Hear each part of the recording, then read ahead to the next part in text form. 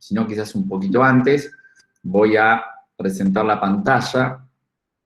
Yo siempre soy muy respetuoso de los horarios, pero también del contenido. Si yo veo que alcanzamos el objetivo de hoy, que era ver las hemorragias de la primera y segunda mitad del embarazo, ya está.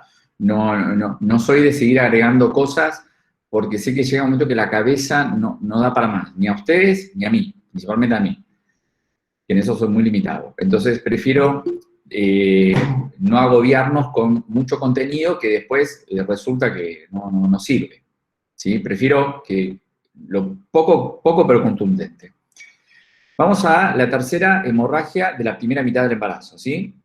Después recuerden que yo ya cuando estoy hablando ya de cuidados de enfermería. Si yo te planteo las hemorragias, sabés que los cuidados de enfermería están atinentes a ver, yo no le puedo hacer la ecografía, yo no le puedo pedir la subunidad beta, pero sí vamos a estar atentos, obviamente, a la empatía de transcurrir una gestación que se está perdiendo, que se va a resolver quirúrgicamente, y la atención de un posoperatorio de un paciente de una cirugía abdominal, ¿sí?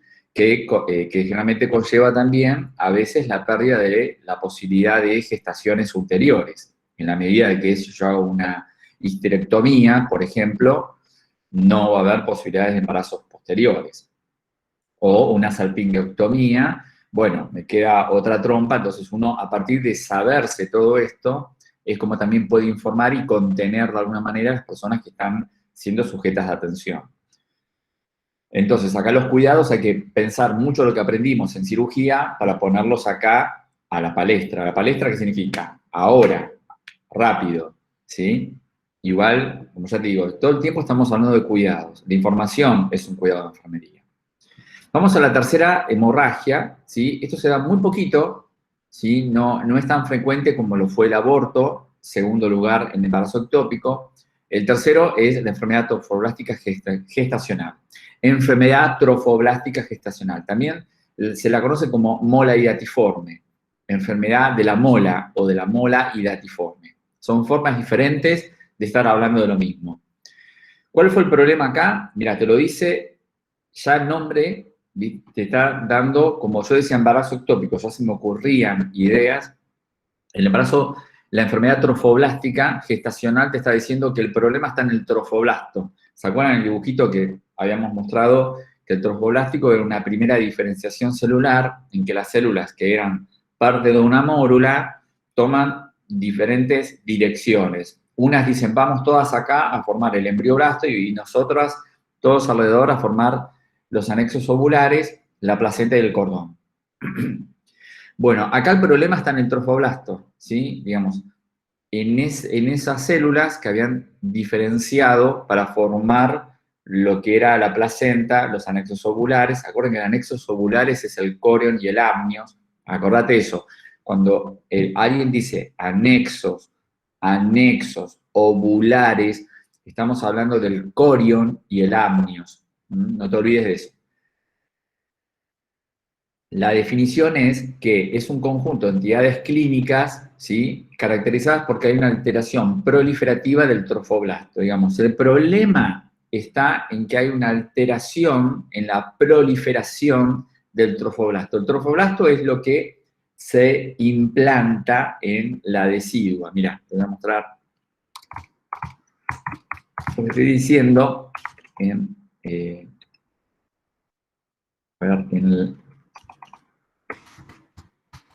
para que más o menos veamos lo que está pasando. Y, bien, bueno, acá tenemos, a ver si se ve grande la imagen. No, pero recién había una, estaba buena, ¿dónde está? Deme un minutito, acá. Ay, no se agranda, bueno. Bueno, ven lo que, acá, esta me encanta. Esto es lo que estamos ahora viendo. La implantación, acá se ve todo borradito. No, a ver si hay una mejor. Acá. No, esta se ve muy chiquita. Este es el feo. Denme un minuto. Acá. Bueno, como ven, acá tenemos entonces cómo se implanta, ¿sí? el embrión, ¿sí?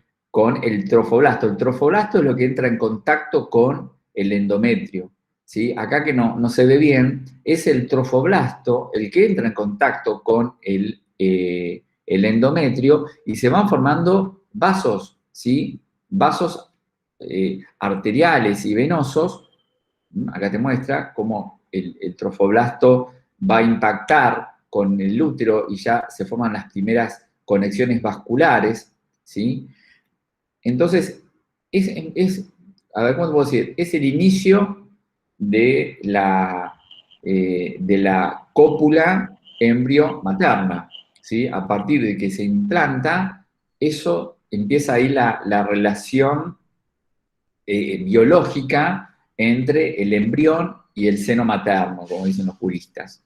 ¿Sí? Entonces, el trofoblasto es una parte muy importante de, del blastocito. ¿Sí? Bueno, tengo el embrioblasto y tengo el trofoblasto. Sería como el agarre El del nexo, trofoblasto claro. al útero, para ya de ahí quedarse Claro, fijo y claro. después Y ir se forma la placenta. desarrollándose. Y se forma Ok. rápido la placenta. Entonces, la enfermedad trofoblástica gestacional, vos tenés que definirla como una alteración proliferativa del trofoblasto. Hay una malformación de este trofoblasto que desencadena que obviamente haya una implantación inadecuada, poco efectiva y donde el embrión cesa rápidamente, ¿sí?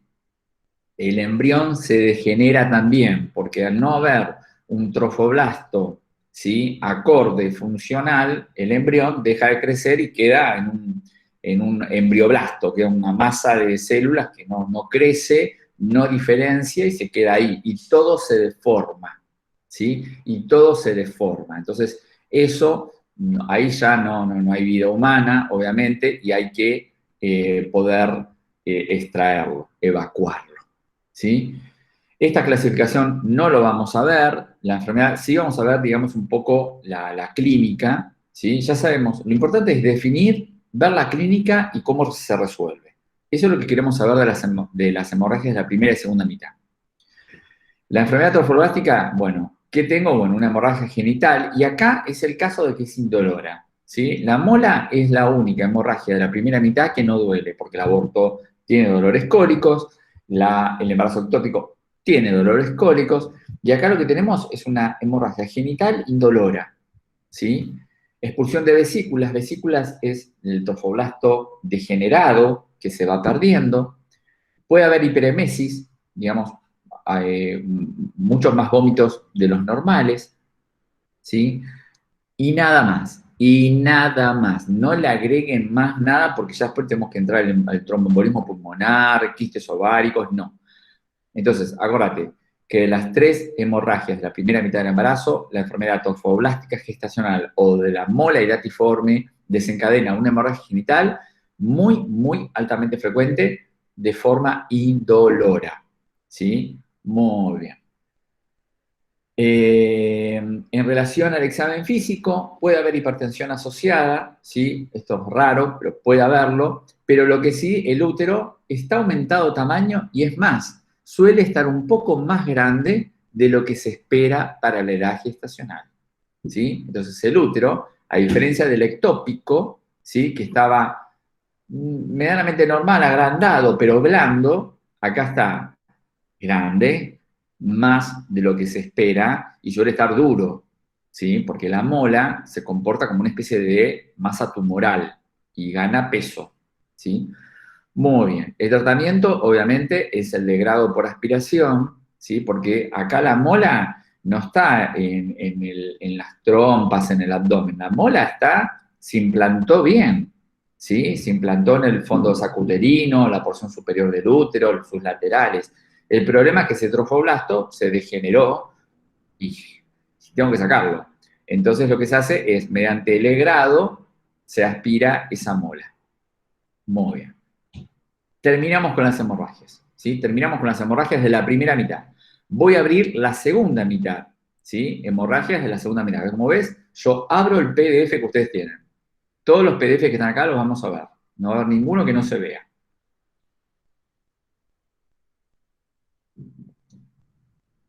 Bien. Hemorragias de la segunda mitad. Habíamos dicho que todas las hemorragias hasta las 22 semanas eran de la primera mitad. Bueno, ahora, cumplidas las 22 semanas en adelante, es decir, la 22/23, ahí hay mucha puja. Hay autores que dicen 22 cumplidas, 23 en adelante, hasta la 22 en adelante. Lo importante, cuando vos lo expreses, decir, bueno, algunos autores prevén que las hemorragias de la primera mitad alcanzan hasta la semana 22 por iniciar o cumplidas, entonces hace que la segunda mitad empiece o a las 22 o a las 23. Lo importante es que vos puedas tener ese criterio de decir que hay autores que dicen una cosa y otros que dicen otra. Pero vos fíjate que la aguja está entre las 22 y 23 semanas. ¿Sí? No puedo decir 20, no puedo decir 28. No, entre las 22 y las 23 semanas. ¿Sí? Nosotros quizás, como para ponerle un límite, vamos a decir 22 cumplidas, entonces hasta las 22, primera mitad, 23 en adelante, segunda mitad. De las patologías que generan las hemorragias de la segunda mitad, si la primera mitad eran hemorragias importantes, que ponen en riesgo siempre la salud materna, porque la hemorragia siempre es importante, son hemorragias dolorosas, con dolor cólicos, que inestabilizan hemodinámicamente al paciente, que requieren a veces de intervenciones quirúrgicas para su resolución, legrados, sistemas de aspiración, ¿sí? Y la viabilidad fetal siempre es muy pobre, por eso no hay conflictos con las resoluciones quirúrgicas de esas hemorragias, de esos problemas que promueven las hemorragias. La segunda mitad, acá ya tengo un feto que es viable, ¿sí? Tengo un feto viable, entonces acá corre peligro, no solamente la vida de la gestante, sino también la vida de un feto, ¿sí? En la primera es como que ya se da por sabido que se perdió. Pero a partir de las 22 semanas, con el concepto de viabilidad que habíamos explicado antes, es como que si esto es una pulseada, ahora es una pulseada de veras, porque tenés que cuidar la vida de la gestante, pero también la de un feto, ¿sí? Por el concepto de viabilidad. Entonces, acá tenemos tres problemas que son propios de la hemorragia de la segunda mitad. Tenemos la placenta previa, luego el desprendimiento prematuro de la placenta y rotura uterina. La rotura uterina es lo que menos se da, ¿sí? La rotura uterina no la vamos a nombrar, pero no la vamos a estudiar, porque se da muy poco, ¿sí? Casi nada, es inexistente la posibilidad de una rotura uterina, ¿sí? Pero la placenta previa y el desprendimiento prematuro de una placenta normoinserta tiene varias formas, ¿sí? Se dice desprendimiento de placenta normoinserta, desprendimiento prematuro de placenta, se puede decir de varias formas, y la placenta previa son las dos causas más importantes de hemorragias de la segunda mitad del embarazo, más rotura uterina, que dijimos que no la vamos a ver. Bien. Acá lo que te está haciendo es como para que te acuerdes un poco los anexos embrionarios, ¿sí? Que son los anexos ovulares, corion, amnios, placenta, decidua, cordón. Y acá está el trofoblasto, cómo se va uniendo los vasos sanguíneos maternos, ¿sí? Acá se va a formar la placenta, ¿sí? Esto, yo no te voy a apuntar esto en ningún examen. Lo puse porque me parece que es importante recapitular lo que ya viste, o si no lo viste, bueno, recordarlo un poquito de qué se trataba, ¿no? Fíjate acá cómo el embrioblasto, embrión, cordón umbilical, amnios, ¿sí? Cómo el trofoblasto forma la placenta, las membranas fetales, corion y también amnios, como que mutuamente la producen. Placenta, si vamos a hablar de placenta previa y de desprendimiento de placenta normoinserta, tenemos que conocer a la placenta, ¿sí? Entonces, acuérdate que la placenta es todo un órgano y es un órgano que empieza con la gestación y termina con la gestación, ¿sí? Es un órgano maravilloso que se crea para la gestación, pero cesa de funcionar tan pronto yo parí, ¿sí? Entonces, es impresionante cómo el cuerpo humano tiene esa capacidad de generar un tejido que luego no lo va a necesitar y lo va a desprender para sobrellevar otra vida. La placenta, esto de pensar que algo se crea por un tiempo, ¿no? Y para sobrellevar una vida, es muy parecido a lo que le pasa al hígado, ¿sí? Ustedes saben que el hígado es el único tejido humano que tiene la capacidad de regenerarse.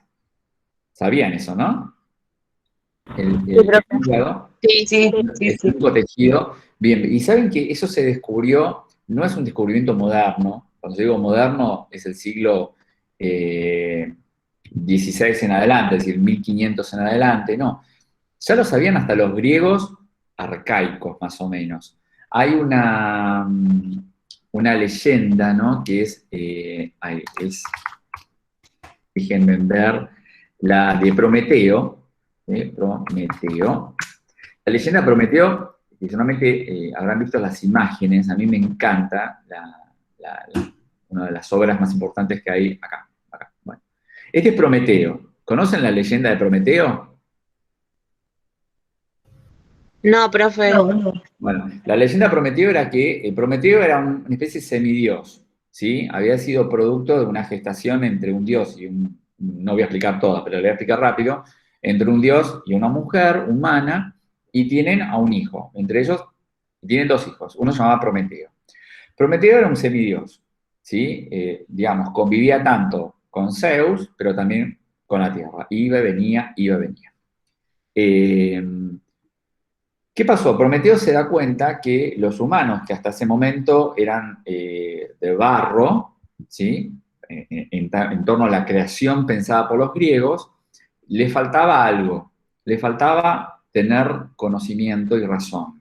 Entonces, roba el fuego, toma fuego de el Olimpo, donde estaban todos los dioses y donde él tenía acceso, y donde Zeus, obviamente era el dios principal, tenía una gran fuente de fuego que era la fuente del conocimiento y la razón.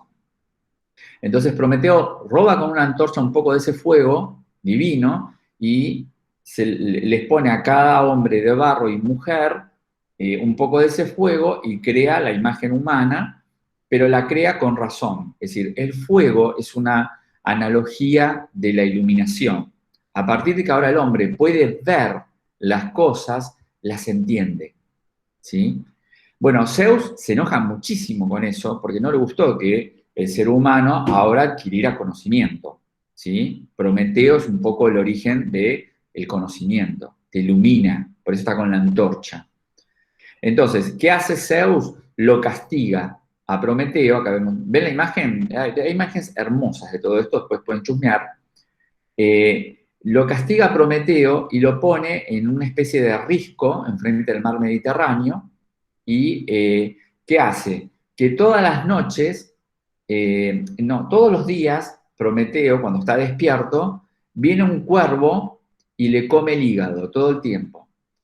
Pero cuando termina de comérselo, llega la noche, el cuervo se va y el hígado se regenera. Entonces al otro día vuelve el cuervo a hacerle la maldad de comerle el hígado. Entonces el castigo es eterno. ¿Por qué? Porque el hígado, al regenerarse siempre, el castigo va a estar siempre vigente. Esto lo sabían los griegos. No me digan cómo lo sabían, porque todavía no lo sabemos, pero lo intuían.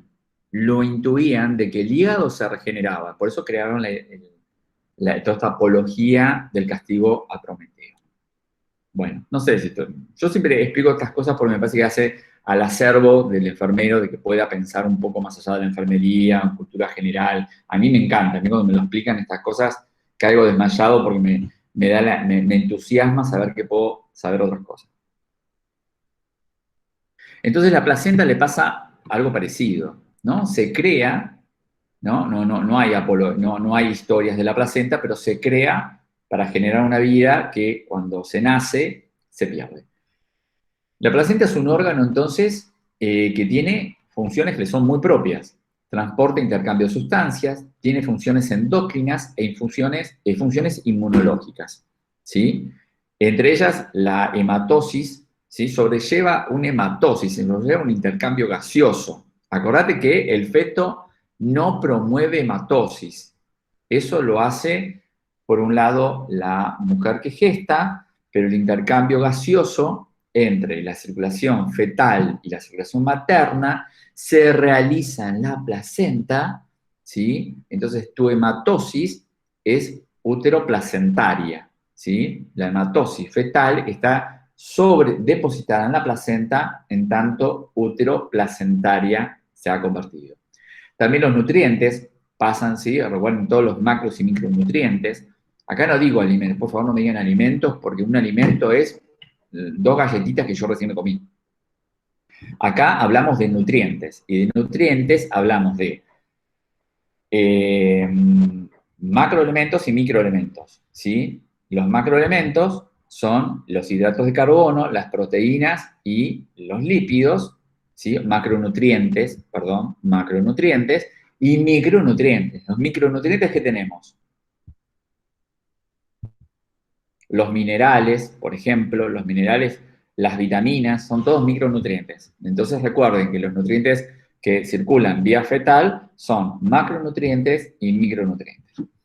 Excretar sustancias de desecho, ¿sí? Si bien el feto tiene riñones funcionando, ¿sí?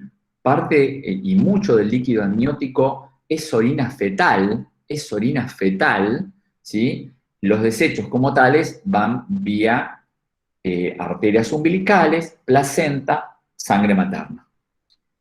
Muy bien. Eso en torno entonces a lo que hace la placenta. Ya sabes qué funciones tiene ampliadas, ¿sí? Para entender la importancia de por qué cuando la placenta está en riesgo, corre en riesgo la vida fetal. Acá tenemos algo que, mira, esto es, pero importantísimo. Entender la morfología de la placenta y el cordón umbilical. ¿Sí? Esto no te lo puedes perder porque es pregunta de un parcial, de un final, y además la tenés que saber. La placenta tiene 2 caras. ¿Sí? Mira, parece un alien. La placenta tiene 2 caras, una fetal y una materna. ¿Fetal por qué? Porque esto es lo que mira el feto, ¿sí? Vos pensás que el feto está envuelto en las membranas ovulares, ¿sí? Y mira la placenta y ve esta cara de la placenta. ¿Ves? Acá tiene el cordón y acá estaría el feto flotando en el líquido amniótico. Entonces, lo que mira el feto es esta cara. Y luego está la cara materna. La cara materna es la que está adherida, ¿sí? La que está adherida a la decidua materna. Acá tenés otra, mirá, ¿ves? Está, vamos a agrandarlo un poco, ahí está, ¿ves? Esta cara, la más fea que tiene con pedacitos de placenta, es la cara materna.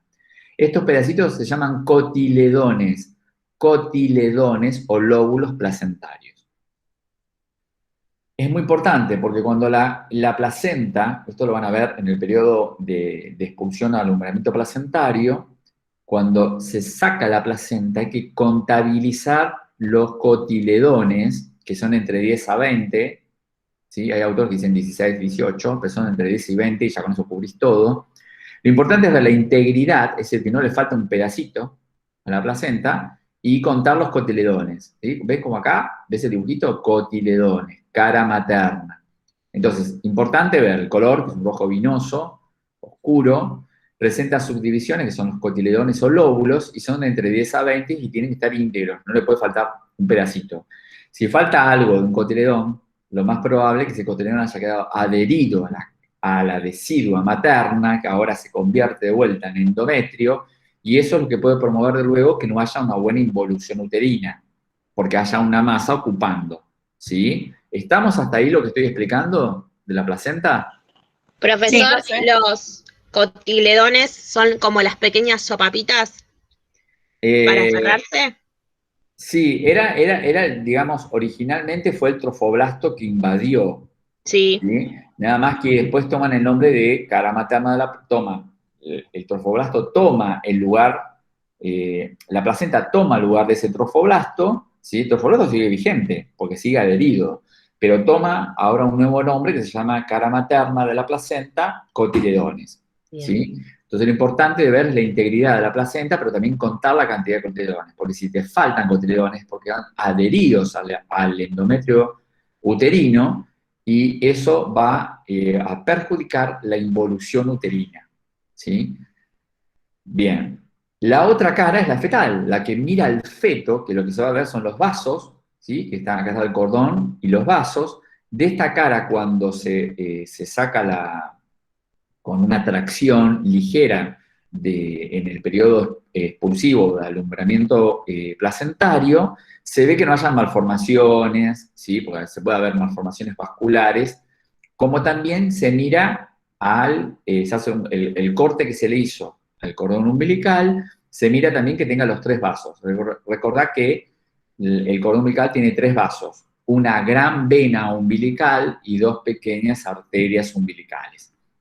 Y lo que tiene entre los vasos es lo que se llama Wharton Jelly, jelly es gelatina en inglés, que es la gelatina de Wharton. Acordate de eso. Los vasos del cordón umbilical están rodeados por la gelatina de Wharton, ¿sí? ¿Vieron algo de esto antes? No, profe. No, profe, no. No. La gelatina de Wharton es muy importante porque es lo que evita que los vasos se colapsen o se acoden, ¿sí? Entonces, la gelatina de Wharton, como ves acá la imagen, es lo que está ahí entre los vasos. Pero vamos a poner. Pensé que podía moverlo. No puedo. Bueno. Ahí está. Ahí. Vamos a agrandar un poco. Esto igual después te lo pueden bajar o pueden ver bien. Ven que tengo 2 agujeritos muy pequeñitos que son las arterias umbilicales y la vena umbilical, ¿sí? Que es la que lleva la sangre oxigenada y los nutrientes de la placenta al feto.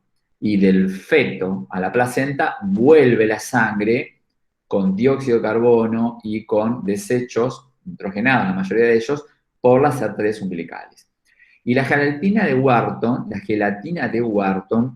es una gelatina que envuelve a los vasos y evita el acodamiento, ¿sí? O aplastamiento vascular.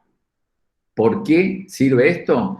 Porque si esto no existiera, los vasos se colapsarían y obviamente tendríamos un problema en la circulación fetal, útero fetal o placento fetal.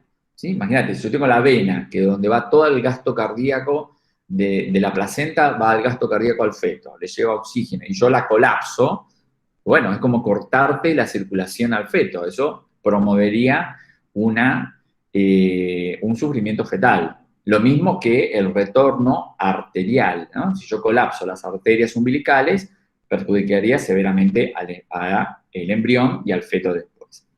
Entonces, la importancia de la gelatina de Wharton es reconocer su presencia, reconocer la presencia de los vasos, ¿sí? Que estén las 2 arterias y que esté la vena, para no pensar que haya malformaciones vasculares en ese niño que acaba de nacer. Si yo tengo malformaciones en un cordón umbilical, sí tengo que pensar que ese niño que ha nacido tiene malformaciones. Hay que buscar qué malformaciones tiene. Entonces, de la cara fetal, miro que es un color brillante, un rojo con blanquecino brillante. La longitud del cordón es de entre 50 a 60 centímetros, ¿sí?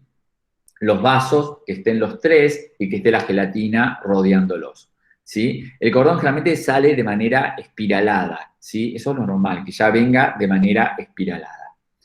A mí me habían hecho una pregunta en el final de obstetricia, cuando me tocó rendirlo, no sé, año 93, creo que fue, ya ni me acuerdo. Bueno, y me dice el profesor, si usted tiene un doble circular de cordón, ¿sí? Que es cuando el cordón enrosca en el cuello del feto. Me preguntó, ¿el sufrimiento fetal está dado por la interrupción del flujo sanguíneo o por la interrupción de la capacidad ventilatoria del feto? ¿Ustedes qué responderían hoy? Que están en la avanzada de la enfermería. ¿Cómo? ¿Repite las dos opciones que le dio el profesor? El profesor, que yo tenía un médico obstetra, porque en ese momento enfermería obstétrica se dividía en 2. Tenías la parte clínica, que la veías con un médico obstetra, y la parte de enfermería, que la veías con una enfermera. Era la época donde, bueno, se dividía. Y la pregunta fue, me dijo, si usted tiene un feto con doble circular de cordón,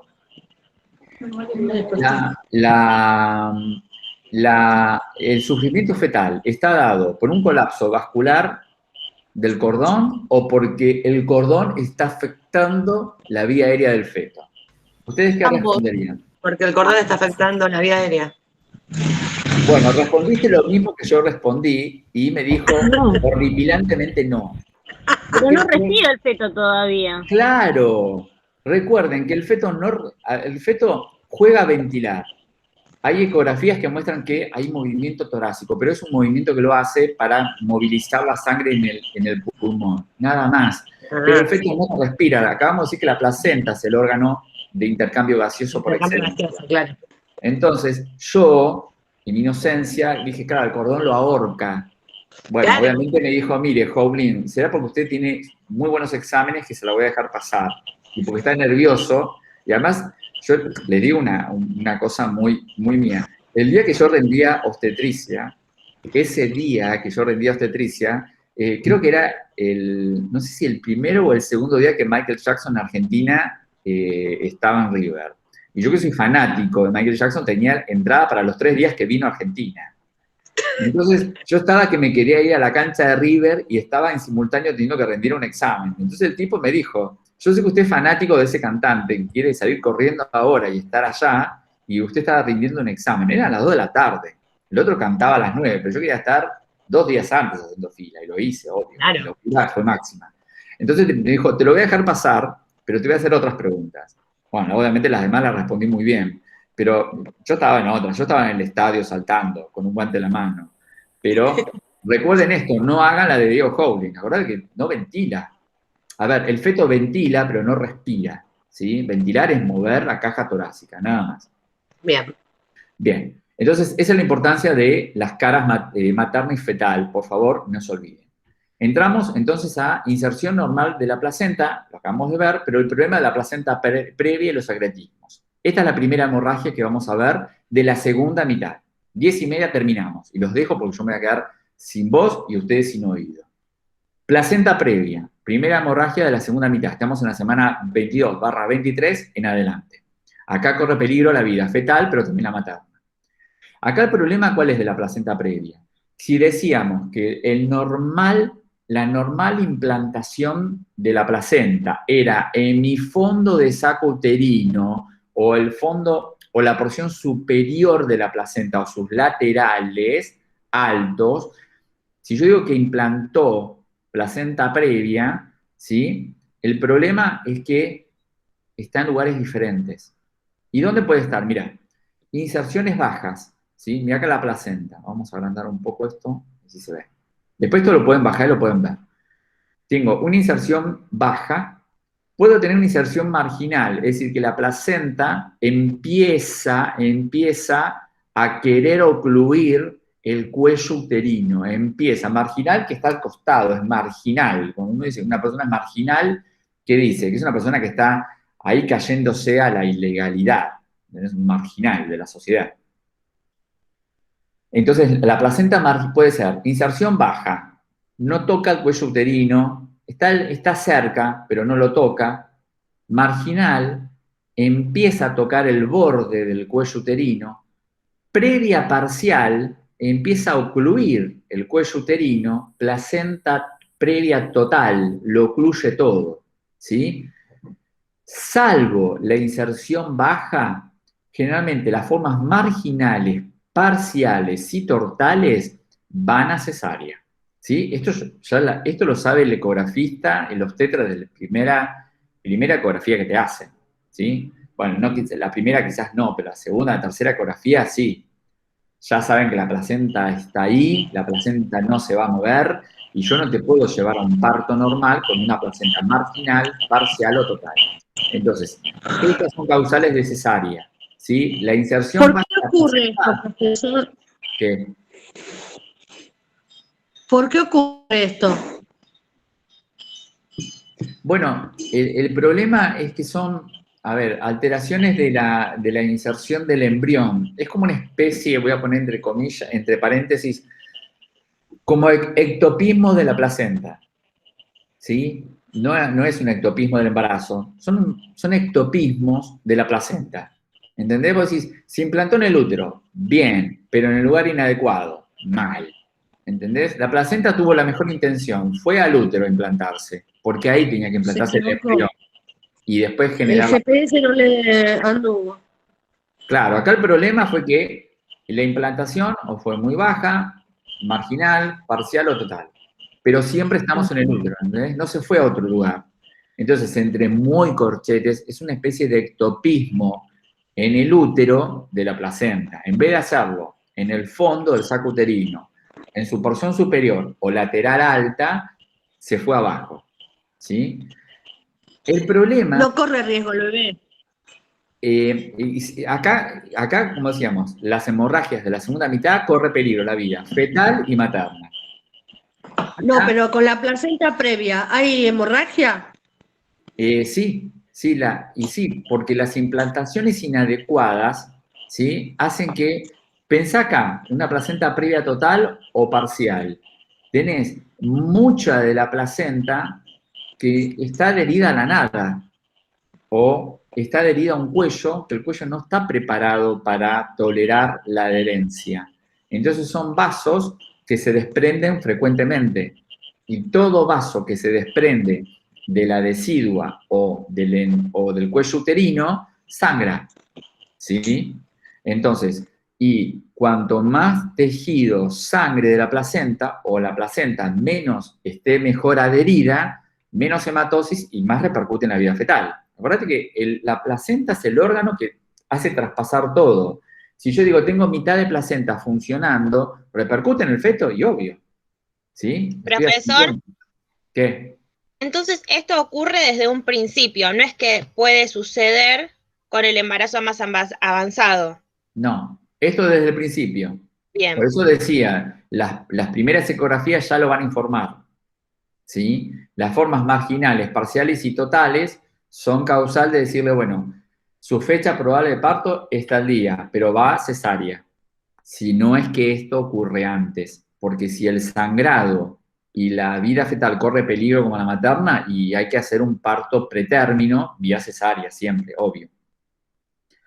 El problema que tienen las placentas cuando insertan en lugares diferentes a lo normales es que así como insertan, pueden degenerar e ir más allá del endometrio, ¿sí? Entonces, el problema de las placentas cuando insertan en cualquier lugar que no es el normal, y ya sabemos cuál era, es que además ese trofoblasto le guste ir a otros lugares, degenere, ¿sí? Entonces, el lugar normal de la placenta es que llega al endometrio. Llega al endometrio, nada más, nada más.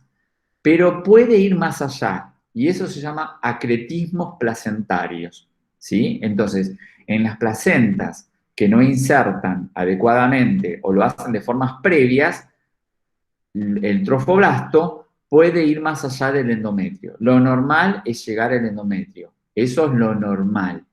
Pero si va más allá, puede generar lo que se llaman acretismos placentarios. Y los acretismos pueden ser acreta, increta, percreta, ¿sí? Entonces, los acretismos placentarios pueden ser acretas, incretas y percretas. Una placenta acreta es cuando la vellosidad placentaria se fijó al miometrio. Es decir, si tiene que llegar al endometrio y nada más, ahora se fue al miometrio, es el segundo tejido más importante del útero y es el que está en el medio, es el que se va a contraer. Entonces, esta placenta es de muy difícil desadherencia, no la puedo sacar así nomás. Esto tengo que ir a cirugía y tengo que sacar una porción de miometrio, es decir, tengo que hacer una histerectomía parcial. Ojo, ¿eh? Increta, invade el miometrio, es decir, el tejido más externo del útero. También tengo que hacer una histerectomía parcial, si no es que total. Y la percreta es terrible, se fue del útero y puede invadir hasta órganos vecinos. Y el que más invade, la vejiga. Así que imagínate la cirugía que hay que hacer para sacar útero, porque acá se hace una histerectomía casi total, y tomar parte de la vejiga, ¿sí? Entonces, pensá los riesgos que tienen las placentas acretas a partir de que o implantan inadecuadamente, ¿sí? Como es la placenta previa. Bien. Vamos rápido a los signos y síntomas. Todo esto, no vamos a ver todo esto, gente, no. Vamos a escuchar, lo que yo estoy explicando es lo que nos tiene que quedar, ¿sí? Lo demás es para cuando vayamos a la práctica. Como les dije el otro día, cuando vayamos a la práctica vamos a sentarnos a revisar todo esto de vuelta. Signos y síntomas, no duele, hay falta de dolor, pero hay sangrado, ¿sí? No duele, pero hay sangrado. La sangre es roja, el tono uterino es normal, puede haber dinámica uterina. Dinámica uterina son las contracciones. Puede, como no haberla, ¿sí? Se puede ver especuloscopía para ver si se ve placenta por el orificio cervical, pero no hay que tactar. Si yo estoy tactando la placenta, ¿sí? Y en la medida que haya hemorragia, puede haber probabilidad de shock hipovolémico en esa mujer. Y obviamente la vida fetal siempre corre peligro. Tratamiento, monitorización hemodinámico no invasivo, administrar oxígeno suplementario. Recuerden, toda hemorragia, lo vimos en la primera clase de las hemorragias, en las generalidades, requieren una fuente mínima de oxígeno. Cuando vos estás teniendo una hemorragia, siempre estás perdiendo hematíes, estás perdiendo hemoglobina y necesitas aumentar la oferta de oxígeno. Valorar el bienestar fetal. Esto lo vamos a ver en la próxima clase con monitoreo fetal, ¿sí? Administrar líquidos parenterales cristaloides para reponer la pérdida hemática, líquidos cristaloides, esto lo vimos en el viernes que hicimos un repaso de matemáticas, solución salina normal, primero siempre, solución salina normal. Hay lugares que usan lactato, otros usan también coloides sintéticos, ¿sí? Almidones como el Emacel o el gelafundin, y eventualmente hemocomponentes, ¿sí? Acá dicen hemoderivados, no, son hemocomponentes como la sangre entera principalmente. Todo termina en una cesárea inmediata, todo termina siempre en una cesárea inmediata, ¿sí? Las implantaciones, salvo la implantación baja, hasta ahí nomás, puede ir a un parto normal, hasta ahí nomás, pero la gran mayoría todo termina en una cesárea prolongada. Con esto, suficiente, no se metan más en más información, por ahora. Para un examen parcial, con esto alcanza. Terminamos con desprendimiento prematuro de la placenta no inserta. Dije que 10:30 terminaba y vamos a terminar. Vimos recién placenta previa. Ahora vemos desprendimiento prematuro de la placenta no inserta. Es decir, acá la placenta se insertó donde debía. Plano superior del útero, fondo de saco uterino, laterales altos. Está bien implantada. ¿Cuál es el problema? Que se desprende antes de tiempo, ¿sí? También se dicen abruptio placentae. Porque el desprendimiento normal, ¿cuándo es? Y cuando se va a alumbrar la placenta. Cuando ya ese niño ya nació y yo de a poquito hago una tracción, que eso lo van a ver con Susana, que tiene un nombre propio, es una tracción, ahí no me acuerdo. Ay, me fue el nombre de cómo se llama la tracción que se hace muy lentamente para sacar la placenta, ¿sí? Acá el problema es que se desprende sola, ¿sí? Y eso, obviamente, acordate que si yo desprendo una placenta, estoy desprendiendo un órgano que comunica el útero con el feto. Entonces, ¿el peligro es materno? Sí, pero también lo es fetal. Factores de riesgo, digamos. ¿Qué factores yo puedo tener que digan, ojo, que el desprendimiento es una posibilidad? La hipertensión gravídica, esto lo vamos a ver mañana, ¿sí? Hipertensión inducida por embarazo o sus síndromes pueden desprender la placenta prematuramente. El antecedente en embarazos anteriores, es decir, yo, mi otro bebé tuvo complicaciones porque tuvo una placenta, un desprendimiento normoplacentario. Traumatismos abdominales directos e indirectos. La edad materna, más de 35 años, ¿sí? Evacuación de polidramnios de forma abrupta, ¿sí? Esto casi ya no se usa, pero podría pensarse que se use, ¿sí? Polidramnios, un caudal de más de 1,5 litros de líquido amniótico, esos polidramnios. Entonces, esos son los factores de riesgo. Nosotros vamos principalmente a recordar la hipertensión, porque mañana la vamos a ver. Hipertensión inducida por el embarazo y sus síndromes como factor de riesgo del desprendimiento de la prematuro de la placenta no inserta. Si bien es poquito las veces que se da, cuando se da, decíamos que el riesgo de vida materna y fetal son altos, ¿sí? Si eran altos en la primera primera mitad la salud materna, ahora es la materna y la fetal, ¿sí? Para colmo tengo un feto que es viable, entonces por eso le presto mucha atención. Manifestaciones clínicas, mirá, tenés una tríada, dolor abdominal, ¿sí? Brusco, intenso, hipertonía uterina. ¿Qué significa hipertonía uterina? El útero está en contracción, está duro, está tenso. Recuerden que es el miometrio, ¿sí? Miometrio, ¿sí? Que es el que se contrae. ¿Vieron cuando vimos acá recién? Que vimos endometrio, miometrio y serosa. Bueno, el miometrio, ¿sí? Es el tejido principal que sobrelleva la contracción cuando vayamos al trabajo de parto. Entonces, acá lo que hay es una hipertonía uterina, y la hipertonía es el miometrio. El miometrio se contrae para evitar el sangrado, ¿sí? Es como que se busca autorregular, hace una vasoconstricción, ¿sí? De los vasos miometriales para parar la hemorragia. Y la hemorragia, ¿sí? Entonces tengo dolor intenso abdominal, hipertonía uterina y hemorragia, ¿sí? Bien, manifestaciones clínicas, hemorragia vaginal, externa o oculta. La oculta es porque a veces se forman hematomas detrás de la placenta, ahora lo vamos a ver. Dolor abdominal, lumbar, uterino, irritación uterina, taquisístole, esto se llama también taquisistolia, es que hay contracciones más de las normales. Recuerden que la cantidad de contracciones normales en el trabajo de parto dilatante es entre 4 a 6 contracciones en 10 minutos. Todo se mide en 10 minutos en el trabajo de parto. Entonces, acordate que la cantidad de contracciones normales en el trabajo de parto en el periodo dilatante es entre 4 a 6 contracciones en el lapso de 10 minutos. Cuando yo tengo más, se llama taquisistolia de la dinámica uterina. Y lo que puede promover algo que se contrae muchas veces es que se forme una tetania, es decir, que se contraiga tanto que se quede duro. Y recuerden que eso es malísimo para el feto, ¿sí? ¿Por qué es malo? Y porque toda vasoconstricción significa que llegue poca sangre al feto. ¿Se entendió eso? Esto a veces quizás... Y no lo deja movilizar dentro del útero tampoco. ¿Cómo? No lo deja movilizar dentro del útero tampoco. Sí, Los pequeños eso, movimientos que tiene. claro, es igual, sería como no pasaría nada. El problema es que no llega sangre a la placenta, ahí está el problema, ¿entendés? Profe, ¿Qué? esto es lo que llaman por ahí las madres que tienen la panza dura. Eso se da en la contracción normal.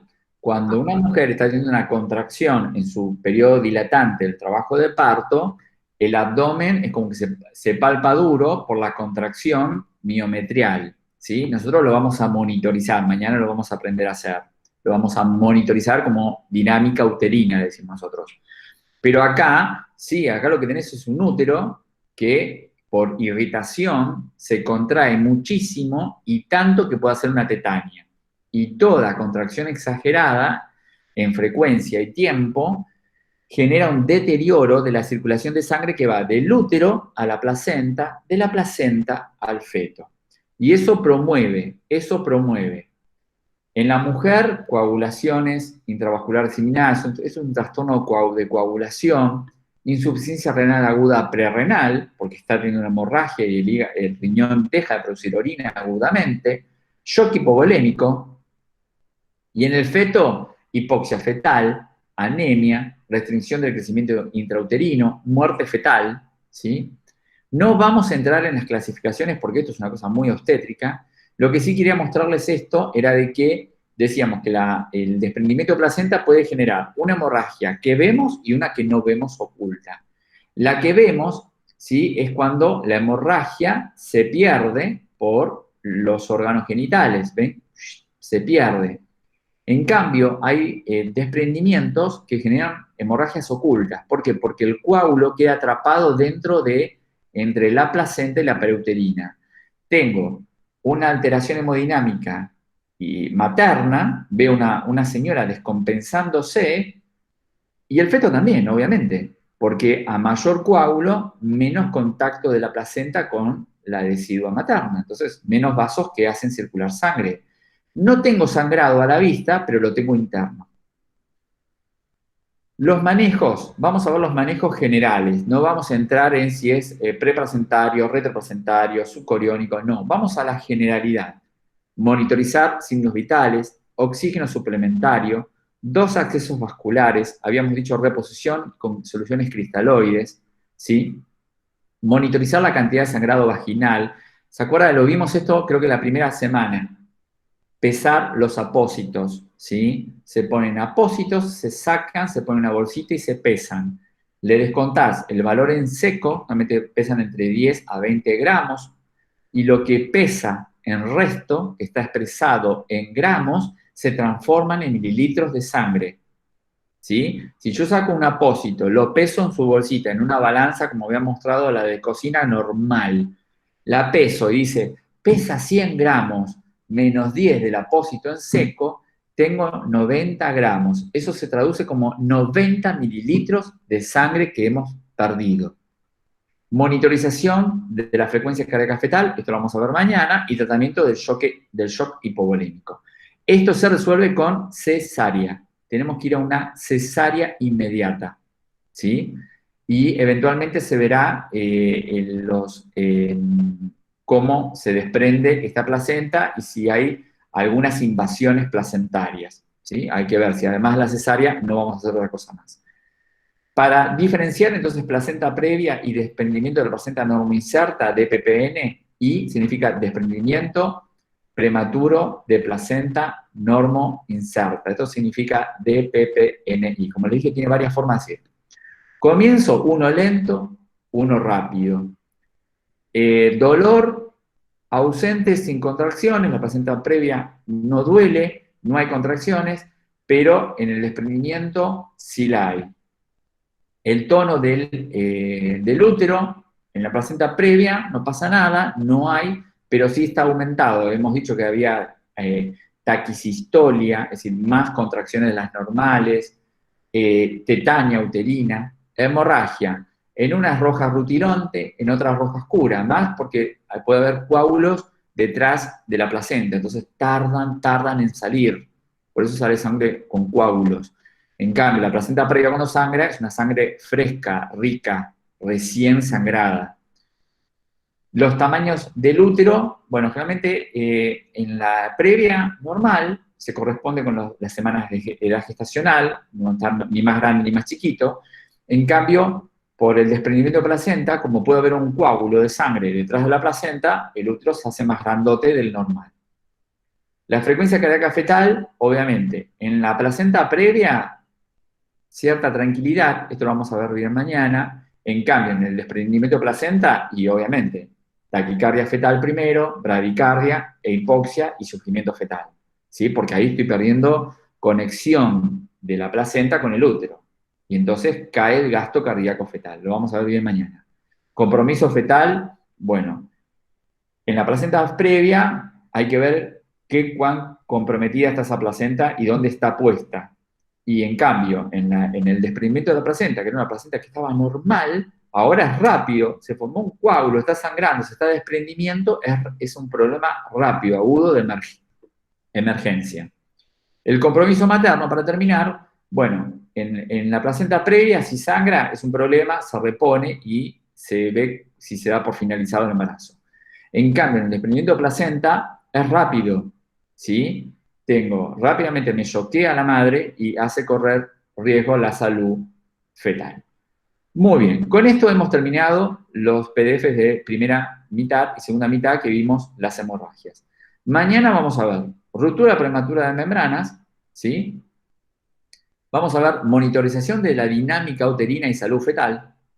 Y vamos a empezar con diabetes y estadios hipertensivos. Así que mañana es un día heavy porque hay un montón de cosas por ver.